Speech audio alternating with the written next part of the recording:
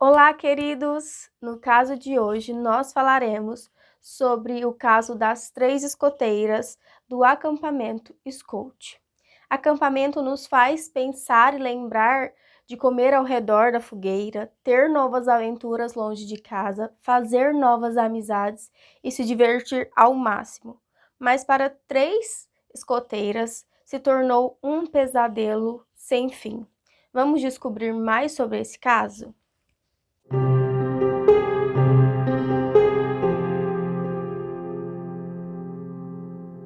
Inaugurado em 1928, originalmente chamado Camp Madelco, convertido em Camp Scout anos depois, em propriedades doadas pela família Scout. O acampamento aceitava garotas de 8 a 18 anos e lá eles faziam programações para 2 semanas. Inicialmente, para os 5 primeiros dias, era cobrado $5 e para a programação das 2 semanas por inteiro era cobrado $9 na época. O acampamento era dividido por 10 unidades temáticas nomeadas por tribos indígenas. Havia cerca de 7 tendas por unidade, e cada tenda dessa ficava sobre uma plataforma de madeira.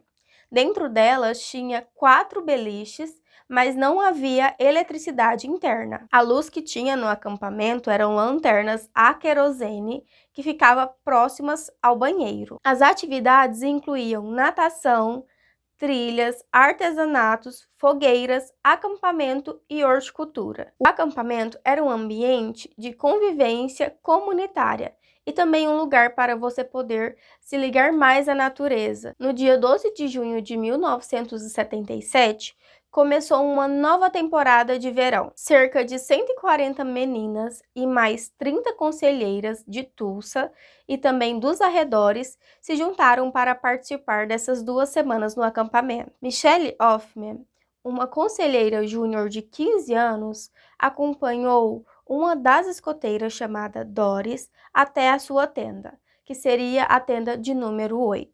Nessa tenda, a Doris ficaria com mais 2 garotas, a Lori e também a Michelle, e a tenda delas era considerada a mais isolada de todo o grupo. A tenda das conselheiras ficava próxima aos banheiros, de uma forma em que elas pudessem ficar de frente para as tendas das meninas. Porém, para a tenda número 8, a visibilidade era um pouco menor, pois tinha o banheiro entre a tenda das conselheiras e a tenda número 8. 2 meses antes dessa temporada de verão se iniciar, quando eles estavam fazendo uma sessão preparatória, uma das tendas foi saqueada, onde levou o bolo de uma das conselheiras e também eles deixaram um recado. No recado dizia: "Estamos em uma missão para matar 3 garotas na tenda 1. Porém, esse bilhete foi levado como forma de brincadeira e foi deixado para lá. Ainda no dia 12, uma tempestade forte começou na hora do jantar, fazendo com que as atividades ao ar livre fossem suspensas. As meninas escreveram para os seus pais de dentro da tenda, um pouco antes de dormirem, por volta de 8h30 da noite. A tenda ficava escura, sem luz e sem barreiras de segurança. O ambiente era um ambiente escuro e selvagem, com vários sons de animais, o que confundia um pouco os monitores. Por volta de 2 horas da manhã, algumas das monitoras escutaram alguns barulhos, como passos, gritos abafados e também uma lanterna que se movia entre as árvores.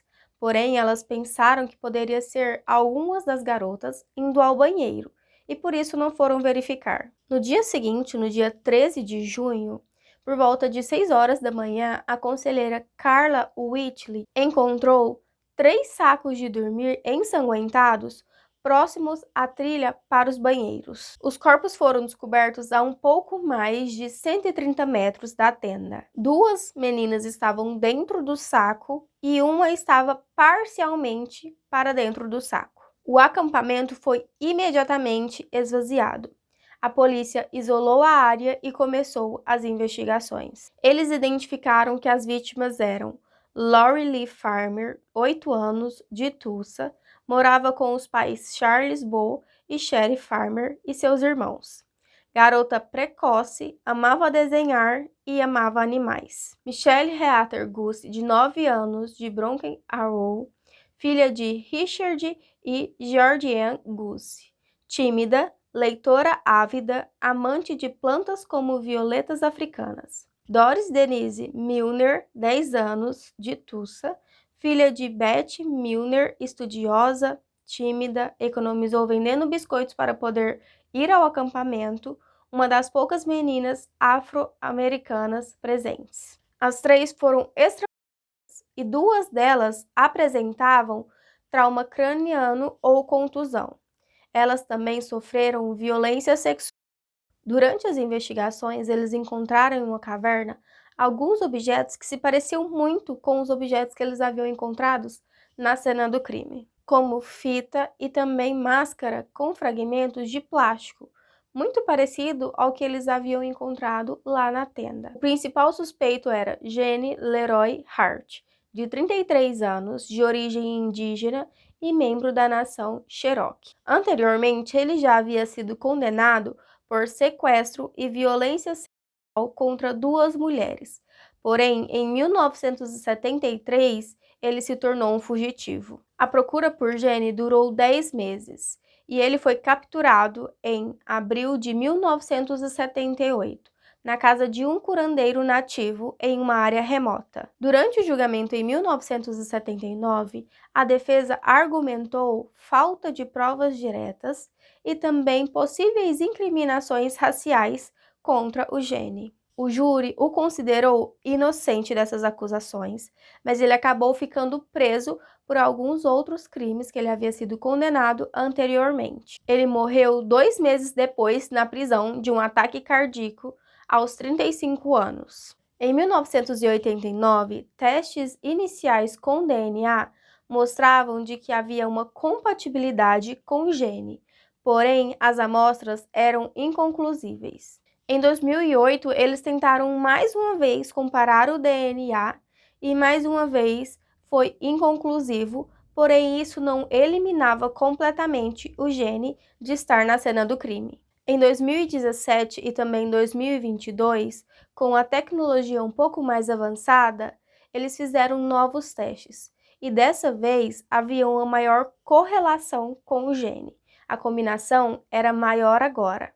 Mas mesmo assim ainda não foi nada definitivo, o que acabou deixando o caso sem solução. O acampamento fechou permanentemente após os homicídios e nunca foi reaberto. Em 1988, o concelho vendeu a propriedade e hoje ele é usado como um terreno de caça, com ruínas e também com a natureza tomando conta do lugar.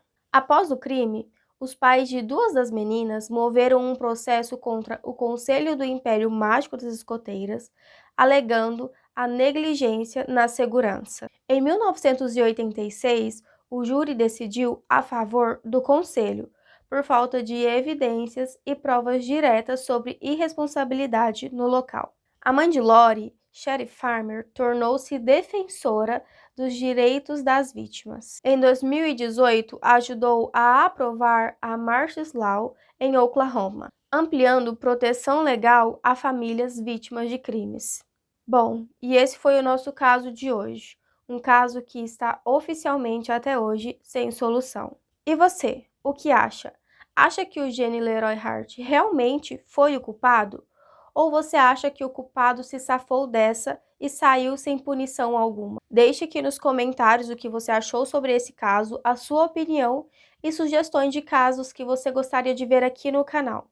Não se esquece de curtir o vídeo, se inscrever aqui no canal para ver mais conteúdos como esse. Eu vejo vocês na semana que vem.